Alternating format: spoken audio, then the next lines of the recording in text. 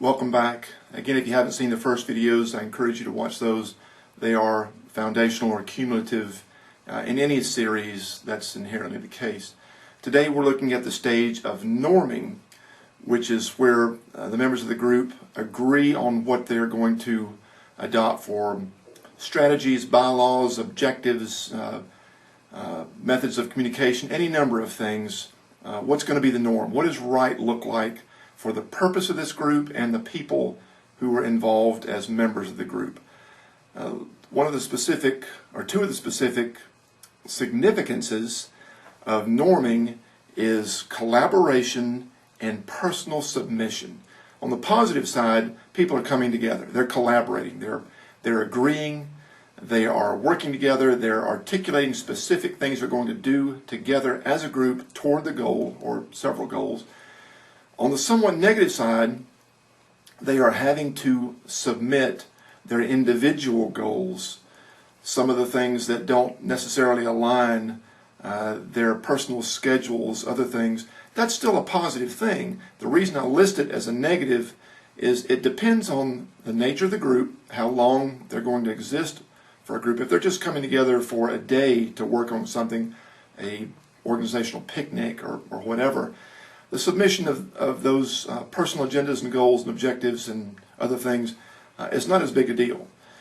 But if the group is going to last for a very long time, or the purpose of the group is very intense, then those personal submissions, those things they have to subjugate and set aside, that's going to be more of a big deal. So again, it can be helpful to consider both in settling in within your neighborhood in the past, your family, your work, your social groups. What was that like for you? When you got to that norming stage, you had just become a son-in-law or a daughter-in-law. You had just joined the new social group in your town, or you'd just finally, I don't mean just joined, you just really been accepted, and you're beginning to gel with that group.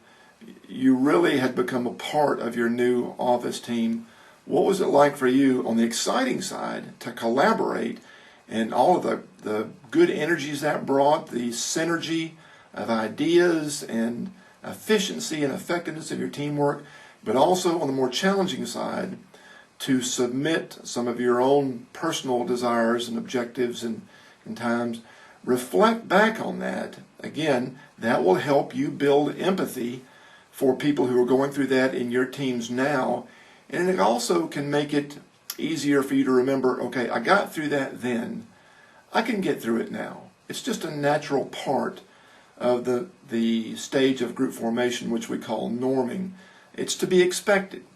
Another thing that can be helpful is to realize that effective strategies, again, must recognize both, must enable both, and as appropriate, reward both.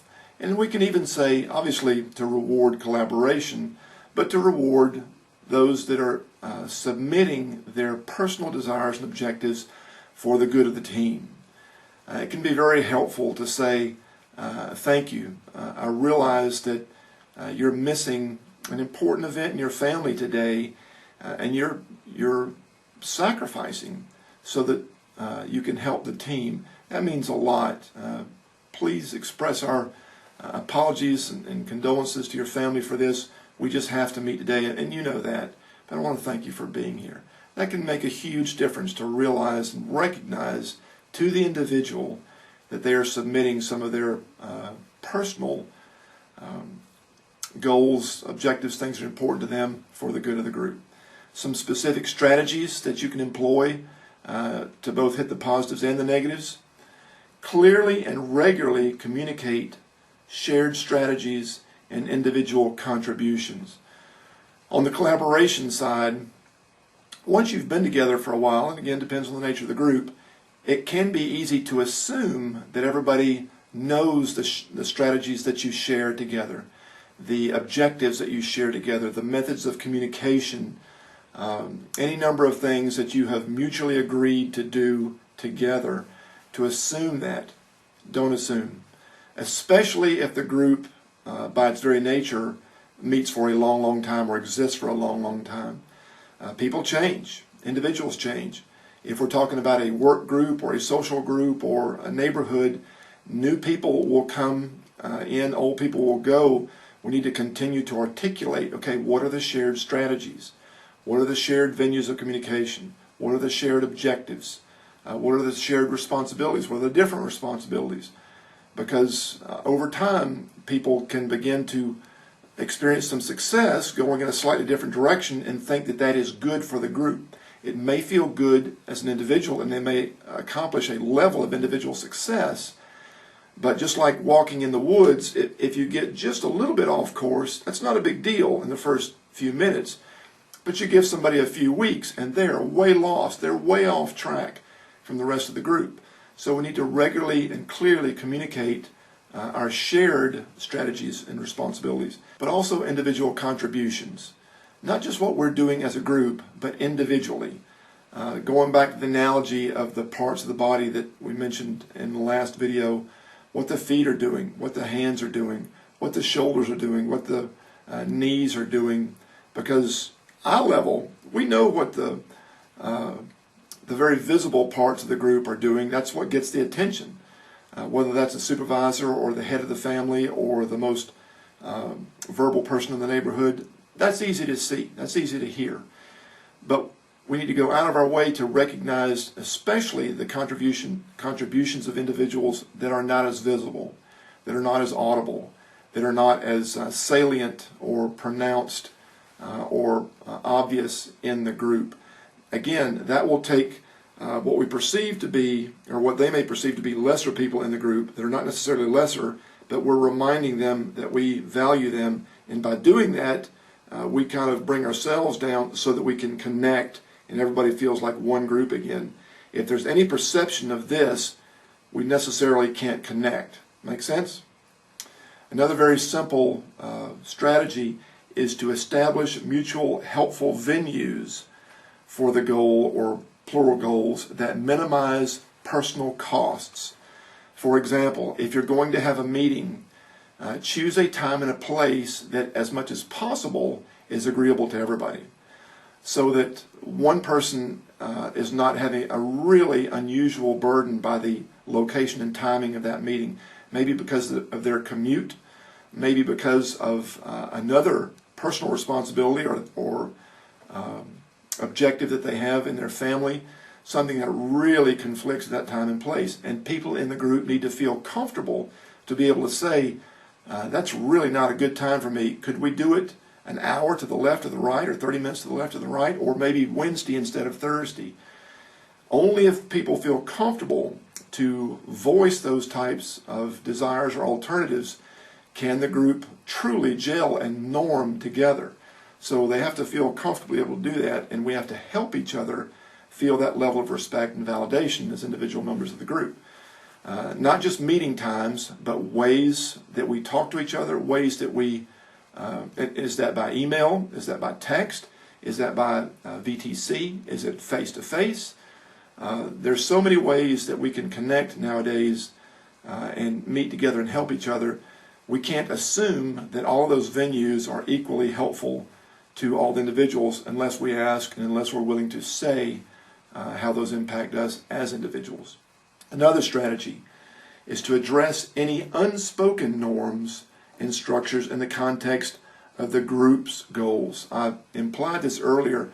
Sometimes people will begin to adopt a practice or adopt a policy that is unwritten or unspoken. And if it goes on long enough, it becomes a norm in that person's mind, and it can begin to trickle out as others adopt it, especially if the group exists for a long period of time.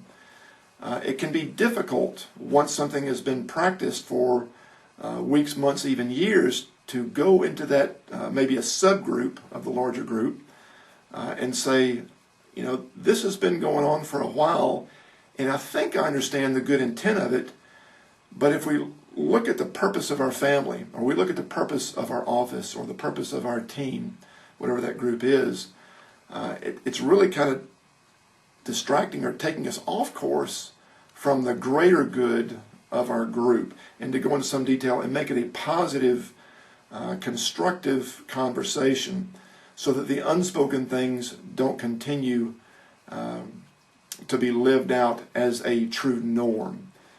Same thing, not with just behaviors, but beliefs of what is important, or values. We can't adopt every value in a specific group. Some values are more pertinent to the purpose of that group and the relationships within that group than others. And so we have to constantly be able to articulate any unspoken things that are really becoming a norm unintentionally or counterproductively. Lastly, to help individuals with residual storming without stalling the group. Yeah, we're talking about norming today, but different people take different times to storm, to work through their conflict interpersonally within themselves and interpersonally with other people.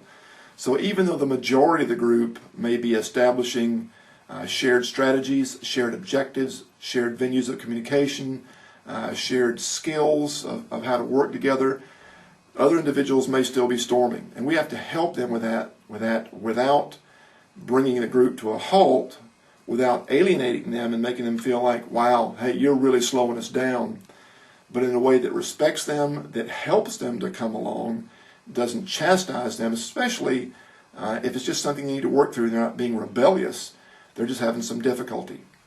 Hope all that makes sense and is helpful to you. Next week, we'll look at what we all long to do, and that is the stage of performing. Optimal operation within, whether that's family, office, social group, or other type of team. And I hope to see you then.